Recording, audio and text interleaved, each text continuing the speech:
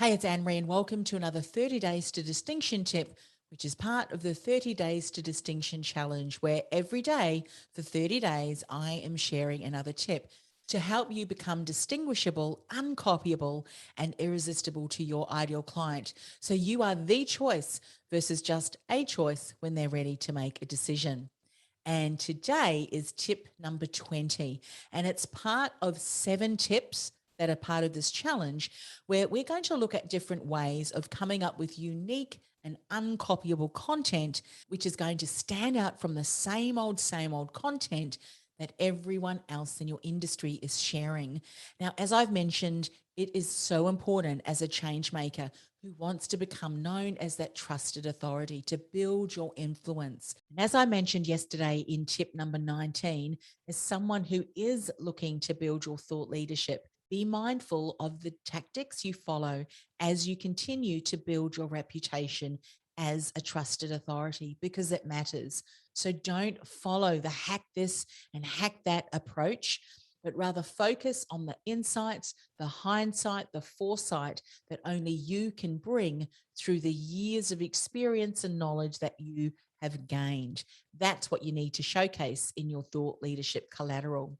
Now, another way to do that is to challenge the status quo.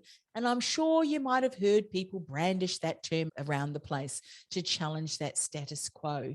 What do I mean by that? Well, status quo really just means the current state of affairs.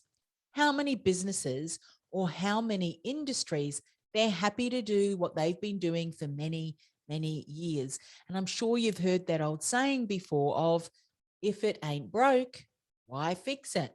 We've been doing it like that for years. Why change? However, while something may not necessarily be broken, it could certainly do with a tweak or an improvement. Perhaps you've come up with a new approach that is challenging the status quo of your industry. Share it with clients. Tell them why this is a new or a changed approach and why is this so important. For instance, an example of challenging the status quo was when I was in the career industry, and quite a number of my colleagues in the industry here in Australia were saying how important it was to have face-to-face meetings with clients. You couldn't have coaching sessions over the phone or over email. And I'm showing my age a little bit here. Skype was not even invented back then. However, I could not see why this wasn't possible. I had colleagues overseas who were doing that. So I hired a coach in the USA, and the rest is history, as they say. And I began to work with clients not only across Australia via phone and email, however, also across the USA and other countries as well. And I started using audio recordings as part of my work back in 2005, and eventually began my first co-hosted podcast in 2008, when people for years would say, "What's a podcast? Why bother? No one really listens to podcasts." I wonder what they would say now. So now it is your turn. What status quo have you challenged when it comes to your industry?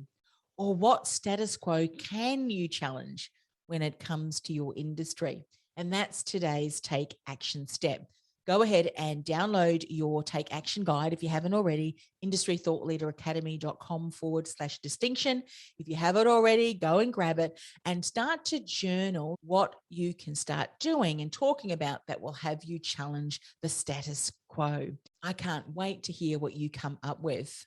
Come back tomorrow because I'll be sharing another tip as part of the 30 Days to Distinction challenge. I'll see you tomorrow.